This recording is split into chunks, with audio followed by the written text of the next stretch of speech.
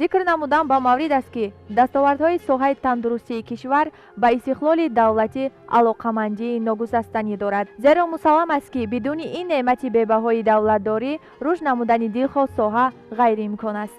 ҳифзи солимии аҳолии кишвар яке аз самтҳои афзалияноки сиёсати иҷтимоии имрӯзаи ҳукумати ҷумҳурии Тоҷикистон ба ҳисоб меравад ки бештари кормандонашро ҷавонон ташкил медиҳад.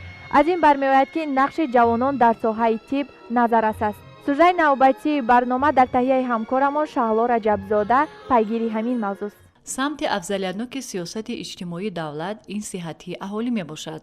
дар давраи соҳибистиқлолии мамлакат ҷараёни бозсозии соҳаи тандурустӣ, рушд ва таҳкими кӯмаки аввалияи тиббӣ таҷдид ва бунёди муассисаҳои тиббӣ вусъат ёфт, тавре ки дар паёми президенти мамлакат ба Маҷлиси Олии Ҷумҳурии Тоҷикистон пешвои миллат қайд намуданд. дар даврони истиқлол зиёда аз 1300 муассисаи нави тиббӣ бунёд гардида, қариб 25 000 кадрҳои дорои маълумоти олӣ ва 147 000 нафар кормандони миёнаи тиббӣ тайёр карда шуданд. мутахассисони ҷавони соҳаи тиб ҳамаи донишу малакаи худро барои рушди соҳа ва беҳдошти солимии аҳолӣ равона намуданд. бунёду таҷдиди муассисаҳои тиббӣ, насби таҷҳизоти ташхисию дастгоҳҳои табобатӣ ва фароҳам гардидани шароити мусоиди корӣ имкон дода ки табибони ҷавон ҳамаи усулҳои муосири табобатиро аз мутахассисони соҳибкасби соҳаи тиб омӯхта аҳолии кишварро пурра ташхису табобат kunанд.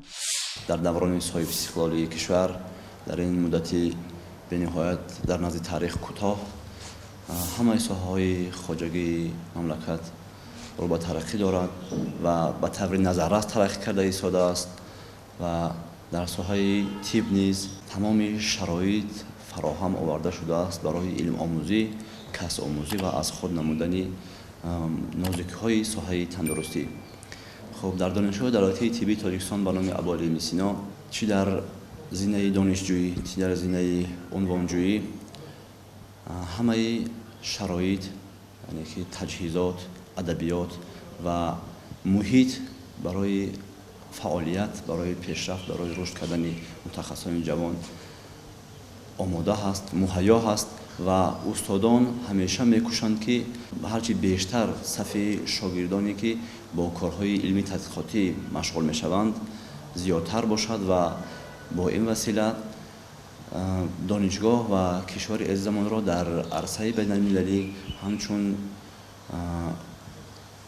دارای کادرهای رقابت‌پذیر معرفی نمایند.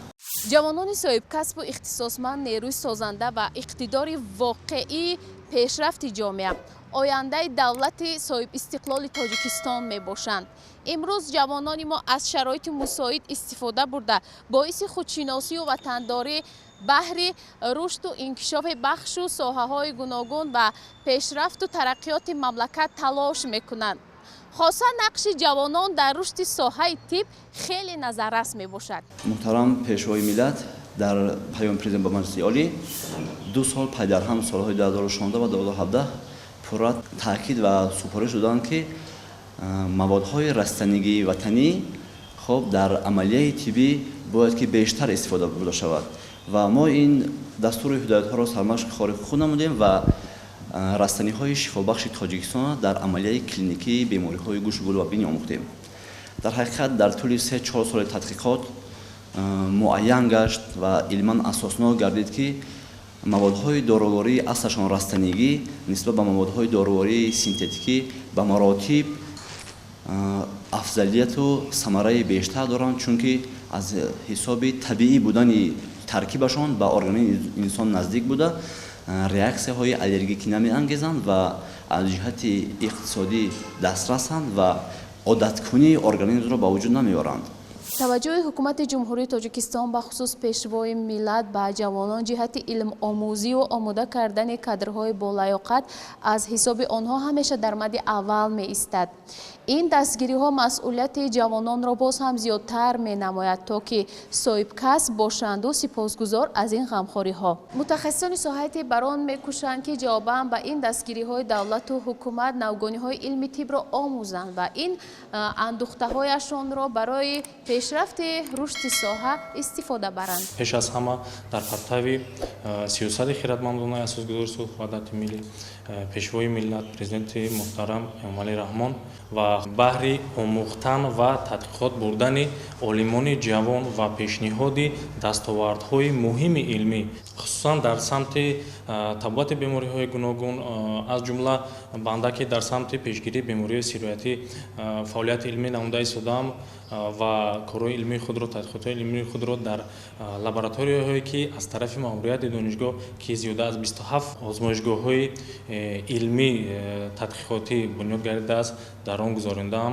бо коркарди дастуромалҳои таълимӣ методӣ ва ҷорӣ намудани баъзе усулҳои баланд бардоштани сатҳу сифати дониши кормандони тиб ба амал баровардам ва айни замон дар асоси тадқиқотҳои бурдаи банда муассисаҳои табобатии профилактикии шаҳри Душанбе курсҳои кӯтоҳмуддати омӯзишӣ дар самти пешгирии бемориҳои сироятии дохили беморихонагӣ ки пеш аз ҳама зинаи асосии он безараргардонӣ ва тамизгардонӣ ба шумор меравад дар асоси корҳои илмии худ тавсияҳо дар самти истифода бурдани маводҳои безараркунанда ба роҳ мондем.